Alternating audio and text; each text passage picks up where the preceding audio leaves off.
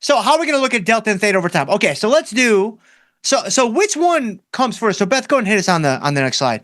So generally speaking, these are the two Greeks we look at the most. Nobody's going to disagree with that. But I'm always curious. So delta, we're monitoring our delta levels, position level, portfolio level. This gives us a gauge of our directional risk. And then theta, we want to know typically more of a portfolio level theta. From time to time, might look at an individual position level theta. But generally speaking, we want to know how much aggregate decay do we have working for me. So just to make sure we're all on the same page, day to day, we're looking at delta far more than theta. Is that correct?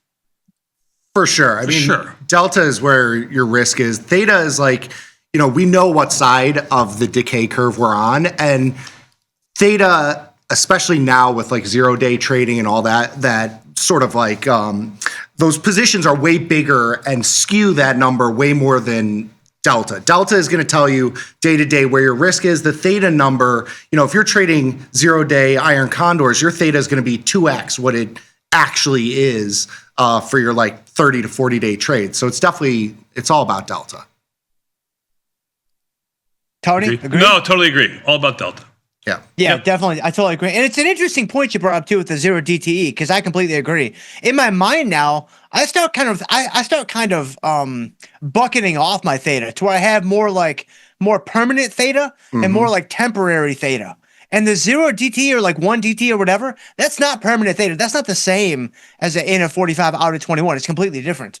And so I think about them very differently. Do you guys kind of think about them similarly? It sounds like you do, Nick. For sure. I mean, but that's why looking at just your theta number, it's not like a daily paycheck. It's going to depend on where your positions are, whether you're mostly in those 30 to 40 day trades or if you're doing the kind of shorter term stuff. You got to kind of take it with a grain of salt.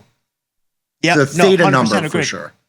Yes, definitely. But we're all looking at delta to control directional risk on a daily basis. Okay, exactly. And I think most traders are going to follow the same learning curve as they trade more and learn more and gain experience and whatever. But here's what's really interesting. So go on the next slide here, Beth. So let's look at a short put example. And this is what really kind of captured my attention so many years ago when this first kind of entered my mind. And I'm like, God, they're so different. They're so different. So let's say that you sell a 30 delta put in QQQ with a theta of $6 a day. Very standard, plain vanilla, Betty Crocker trade. We do it all the time, right? My delta's 30, my theta is 6. So over a 5-day time horizon, I just want to keep this pretty simple. Over a 5-day time horizon, let's suppose that the first day QQQ goes up $1, the second day it goes down $2, the next day it goes up $3, the next day it goes down $3, and the fifth day and the final day it goes up $1. So in the end, it doesn't go anywhere. So in the end, it just goes back and forth. So day to day, you can see the movements from option P&L from delta are significantly greater than theta. Right. And I think this is a big reason why we're all looking at delta to control directional risk, because we know that this is the thing on a daily basis that could potentially cut us the worst. This is the thing that could potentially do the most damage. Obviously, theta, like you said, Nick, being on the right side of the decay curve, it's not going to do damage as long as we don't have, too much unit risk out there to, our theta numbers are out of control and they're too high and we can't control it. But that's obviously going to be working in our favor. But what's interesting about this is if we look over this 5-day time horizon, theta is just kind of slowly doing its thing. Right, it's just kind of slowly like finding some holes in the defense, kind of like your boy. What was his name? Kenneth Walker III. Like my man, dude. When he got those handoffs, I mean, he stood there for like 3 seconds. I mean, he hit his over 98.5 combined receiving and rushing. It was a great one. Well, didn't he do that in the first half? He hit a hole. Oh, he runs with violence. Unbelievable. He's awesome. Yeah. Michigan State, I think, right? Wasn't it Michigan State? Yeah.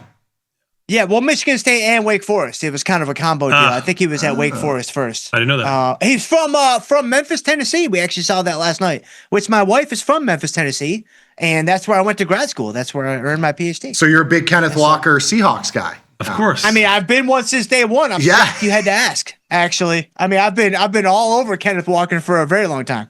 Kenneth Walker, the first, the second, and the third. Like, I've been doing this for a long time. But if you had all the Walkers, even Herschel Walker. Antoine Walker, like Antoine Walker.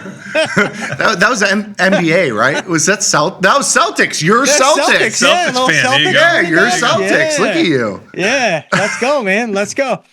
But Theta's just going to slowly kind of just slowly move forward, right? Whereas Delta, man, I mean, day to day, it can do anything, but it's going to hurt the most and potentially lead to the biggest swings in your P&L. And so here's the thing that really, I mean, this kind of set the stage. Thinking about these Greeks on a daily basis, it's like, man, my P&L is going to move around quite a bit. From Delta, it's not necessarily going to move around a lot from Theta. Theta's kind of operating behind the scenes, right? Like Theta's kind of in the backdrop, just kind of putting in work, just kind of ever so slowly, like allowing us to move closer to our P&L objective. So when it comes to Delta Theta day to day, have you guys ever thought about it this way? I mean, yeah. I haven't gone this deep into it. Yeah, but yeah, sure. Yes. I don't think each position I'm looking and being like, oh well, the theta is 5 and I'm only making 4. What gives? Right. I think that is something that people kind of hyper focus on, and it goes to not only delta but changes in volatility. I mean, that's another big key here. Like volatility changing is going to affect all of your metrics from delta to, both delta and theta, but it's always about delta. So, yeah, I'm not looking at the, $4 versus $5 decay day to day.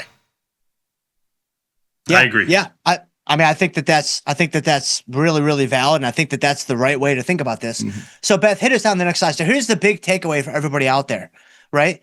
Theta wins in the end. I mean, this is why we're doing what we're doing. This is why we have the short premium foundation, right? So day to day, it's very clear to see that Delta is going to be far more impactful, right? This is an observation that supports the simple fact that, we're using Delta to inform our position management, right? We're using Delta to inform what we do from an adjustment standpoint.